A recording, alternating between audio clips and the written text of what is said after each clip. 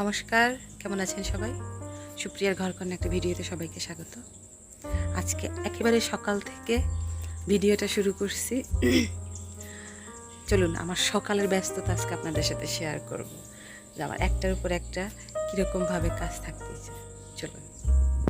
সকালের যুদ্ধটা আমার অন্যরকমভাবেই শুরু হয় সবার থেকে, কারণ সবাই এত সকালে এত কিছু করার দরকার হয় না, কিন্তু আমাকে সকালবেলা প্রথমে গরম জল বসাইতে হয়, তারপর ভাত বসাইতে হয়, চা বসাইতে হয়, রুটি করতে হয়, তরকারি রান্না করতে হয়। তো এটা একটার পর একটা চলতেই থাকে। গরম জল দিয়ে স্নান করবে, সেটা সকালবেলা ছাড়ে চা খায়, যেহেতু তাকে ভাত দেওয়া হয় দুপুরে লাঞ্চের জন্য, তার জন্য ভাত রান্না করতে হয় গরম গরম। আর দুইটা কম হইলেও দুইটা তরকারি রান্না করি। তো আজকে রান্না করবো ডাঁটা দিয়ে আলু দিয়ে ট্যাংরা মাছ দিয়ে তরকারি, আর এই বাটা মাছের ঝোল করবে একটুখানি। আমার শাশুড়ি যেভাবে করে ওভাবে স্যারেও পছন্দ করে, মাও পছন্দ করে। সকালের দিকে ভাত যেভাবে করি তাতে আমার আর মার দুপুরে হয়ে যায়, আর স্যারকে টিফিনে দিতে পারি, মানে লাঞ্চের জন্য দিতে পারি। কথা বলতে বলতে ভাত হয়ে গেছে, ট্যাংরা মাছ ভাজাও হয়ে গেছে। এখন এই কড়াইতেই বসাইয়া দেবো। আর এইখানে মাছের ঝোলের জন্য এই কড়াইতে বসাইয়া দিছি। মা যেভাবে করে, এই একটু হলুদ গুঁড়ো, জিরার গুঁড়ো, ধনিয়ার গুঁড়ো আর মরিচ গুঁড়ো, মেথির ফোড়ন দিয়ে একটু জল দিয়ে দেয়। ওটা যখন ফুটে ওঠে, এটা মশলাটা কষায় না, এটা স্বাদটা একটু অন্যরকম হয়। আর নামানোর আগে ধইনা পাতা দেয়। আর এইখানে আমি একেবারে খুব সুন্দর কয়েকটা ডাঁটা আগে একদিন খাইছি, এত টেস্টি হয়েছিল। যে নিয়ে আসছিল সে বলছিল যে আমি খাওয়ার জন্য চাষ করছি, কিন্তু কিছু বেশি হয়েছে, তার জন্য আমি বিক্রি করতেছি। তো আমাদের গেটের এখান থেকে কিনছিলাম, দারুণ ছিল। তাই আজকে ট্যাংরা মাছ দিয়ে আলু দিয়ে রান্না করতেছি সাধারণভাবেই, অত বেশি মশলা তেল ইউজ করা হয় না। তো আমাদের রান্না না অনেকেই পছন্দ করে না। জানেন, আমি আজকে এত সকালে কাজ করতেছি, এখন 5:30 বাজে। আমি কিন্তু সেই মেয়ে, যে মেয়ে 9টার আগে ঘুম থেকে উঠতো না। স্কুল কলেজের চাপ ছাড়া আমার মা আমাকে কত তেল মেরে ঘুম থেকে উঠানো লাগতো, কিন্তু তখন না আমার ভাইয়েরা বলতো, আরে এখন ঘুমাক, এখন ঘুমাক, শ্বশুরবাড়ি যেহেতু সবই করা লাগবে। আমাদের ভাইয়েদের কথাগুলো ঠিক হয়ে গেল। এই পাশে আমি সকালে স্যারে যেটা খেয়ে যাবো ড্রাই ফ্রুটস, এটা রেডি করে দিতেছি। আমার বৌদিরাও বলতো যে পরের বাড়ি যেহেতু সব দিন করাই লাগবে, এখন ইচ্ছা মতো ঘুমাক। আমি হয়তো ওই সময় এত বেশি সুখ নিছি বিদায়, এখন হয়তো বা বেশি কষ্ট। আমার বোন হচ্ছে খুব ভালো, ও সকালবেলা ঘুম থেকে উঠে অনেক হেল্প করতো। আমি আর কোথাও বেড়াইতে গেলেও সেটা আমার করা লাগতো না, কেউ আমাকে কখনো বলতো না। আমার মন চাইতো যেটা, আমি সেটাই করতাম। কিন্তু আমার বোন এখন ওর সকালে ওঠা লাগে না, কিন্তু আমি বেশি সুখ করছি, তো তার জন্য হয়তো এখন আমার এইটা। কিন্তু আমি এতে কিন্তু বিরক্ত হই না।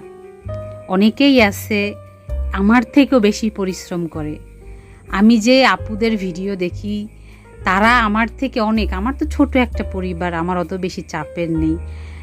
আমি কয়েকজন আপুর, আমি সবার ভিডিওই দেখি, সবাই অনেক কাজ করে, কিন্তু নির্দিষ্টভাবে না, কারণ নাম বললাম না, কারণ সবাই বুঝবে যে আমি কার কার কথা বলতেছি। আমি তাদের ভিডিও রেগুলার দেখি।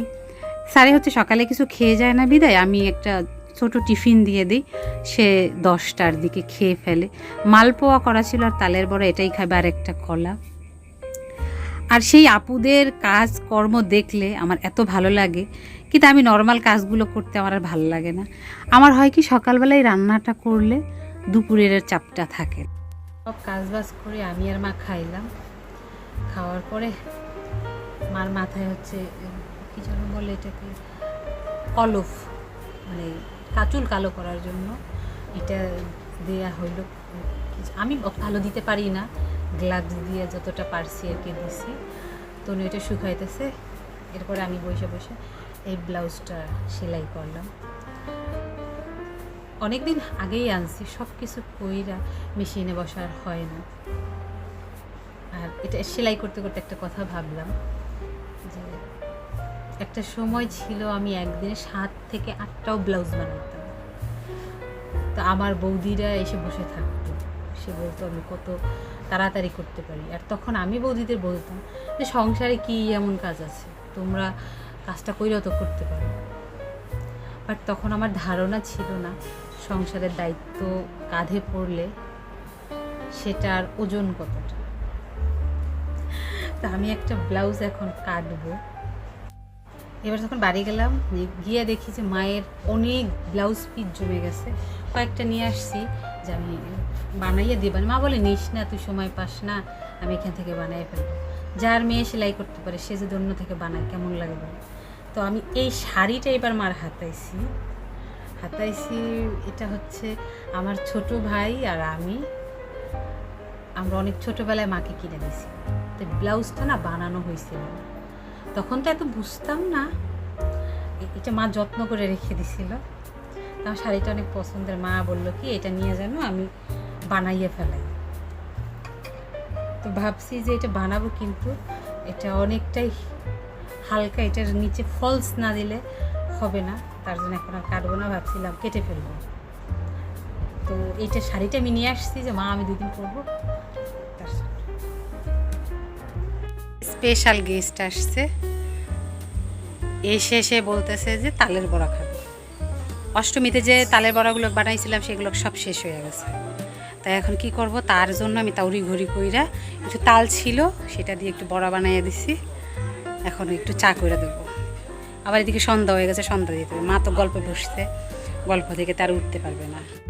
জন্মাষ্টমী দিনে যে পিঠাগুলো বানাইছিলাম, এই আসে সবাইকে দিতে দিতে স্যারের অফিসেও দিছিলাম তার কলিগদের জন্য। এখন না নাই, আমার খুদে গেস্ট এসেই বলে তালের বড়া খাও, তার জন্য ঝটফট করে ওর জন্য আমি কয়েকটা তালের বড়া করে নিয়েছি। আমার বিশেষ অতিথি দেখবেন, এই হচ্ছে আমার বিশেষ অতিথি। আমাকে প্রচণ্ড ভালোবাসে, আমার সাথে দেখা করার জন্য আসছে। জল হয়েছে, কি অবস্থায় আছি তার জন্য আসছে। নাম বলো। অভিমন্যু রায় প্রণয়। খুব মিষ্টি নাম। সারাদিনে আমি আউটসাইডের অনেক বেশি কাজ করছি, সবগুলোকে আমার ভিডিওতে দেখাইতে ভালো লাগে না। সেই কাজগুলোকে আমরা গৃহিণীরা সবাই করি, তার জন্য একই রকম একঘেয়েমি ভালো লাগে না, বিদায় আমি আর সেগুলো শ্যুট করিনি। একটু একটু করে সময় পেয়েছি সেটুকুই করছি। রাতের বেলায় খাবে আজকে রুটি তরকারি আছে, একটু ঘুগনি করছি সে বলল। তার জন্য আমি কয়েকটা 4টা-6টা রুটি করব, যাতে 3 জনের হয়ে যায় 2টা কইরা। আজকের মতো এ দিয়েই আজকে কমপ্লিট করাবো খাওয়া দাওয়া, যাতে আর কোনো কথা না বলে। যাই হোক, চলুন তাহলে রুটিগুলো ভেজে খেতে দিয়ে দিই। তাহলে ভিডিওটা আজকের মতো এখানেই শেষ করছি। যদি ভালো লেগে থাকে তাহলে অবশ্যই একটা লাইক করে দেবেন, আর ভিডিও সম্পর্কে কিছু জানার থাকলে অবশ্যই কমেন্ট করে জানাবেন। আপনি যদি আমার চ্যানেলটা এখনও সাবস্ক্রাইব না করেন তাহলে অবশ্যই সাবস্ক্রাইব করে দেবেন, পাশে থাকা বেল আইকনটিতে ক্লিক করে রাখবেন, তাহলে সবার আগে আপনার কাছে ভিডিওটা পৌঁছে যাবে। সবাই সুস্থ থাকবেন, ভালো থাকবেন, সাবধানে থাকবেন। দেখা হবে পরবর্তী আরও একটা ভিডিওতে। ততক্ষণের জন্য সবাই ভালো থাকবেন।